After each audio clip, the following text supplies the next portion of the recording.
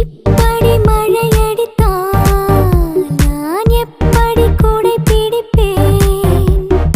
இப்படி அலையடித்தால் நான் எப்படி கால் நனைப்பேன்? இப்படி கண்ணிமைத்தால் நான் எப்படி உன்னை ரசிப்பேன்?